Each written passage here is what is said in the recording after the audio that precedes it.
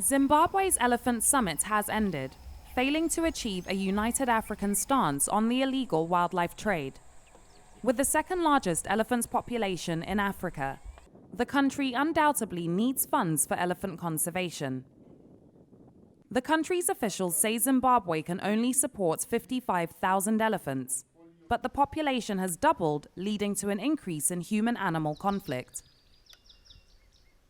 However, with the international ivory trade banned by the Convention on International Trade in Endangered Species for over 30 years, the country's proposal for a one-off sale of seized elephant ivory to generate funds for elephant conservation doesn't seem to be getting much support. Countries such as Zimbabwe and other countries should not really be allowed to sell ivory and rhino specimens or stockpiles, because doing so would open up, the black market for poachers to also sell rhino and elephant ivory, and so that's a very great danger, to our already endangered species. Zimbabwe says its stockpile of seized ivory is worth about $600 million, but it's argued that this figure is vastly inflated.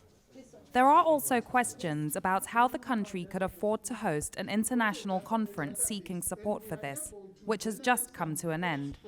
That $600 million of stockpile, it's not worth that. I've been doing some sums looking at how much, even on the black market, you can get per kilo of ivory, and if you add it up, that doesn't come to nearly that amount. It comes to something like $19 million, even if you sold it at $150 a kilo. You're not going to get more for ivory at this point. So they're overstating the value of their stockpile. I think Zimbabwe has just scored an own goal. It invited 16 countries to this meeting. I don't know who paid. It's a very expensive meeting. According to the International Union for Conservation of Nature, the population of Africa's savanna elephants has decreased by at least 60% over the past 50 years. And with 184 CITES member states, who will Zimbabwe be looking to sell the ivory to? Know what they want to do. I don't think they even know what they want to do in terms of that. They could try and sell it on the black market. That would make them a rogue state. They would definitely be sanctioned by CITES if they did that. So I don't know where they plan to sell that ivory. If they can't sell it legally, they could sell it on the black market, but that's a lot of ivory, 150 tons. They could fly it out. CITES, unfortunately, isn't a very strong organization. It's not an organization with teeth, really. It's a trade organization. So there's another side of that.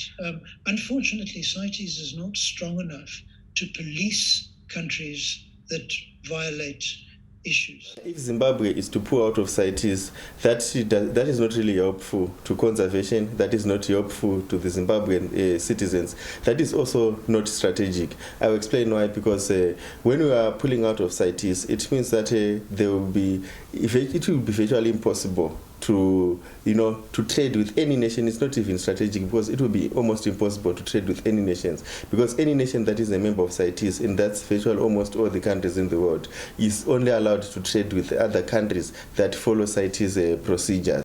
With this fascinating and highly intelligent species facing many threats, selling millions of dollars worth of ivory has the potential to damage progress already made to reduce high levels of elephant poaching. The economics of the ivory trade also speaks for itself, as the CITES-sanctioned sale of 4 tons of elephant ivory in 2008 netted Zimbabwe just $450,000. It also led to an increase in elephant poaching, a mistake that the convention doesn't want to repeat. It is worth noting that in the 1990s, Zimbabwe was earning hundreds of millions of dollars from tourism each year, which generated funds for conservation. So with political and economic stability, it is believed that Zimbabwe should be able to do so again. Laila Johnson-Salami, Arise News.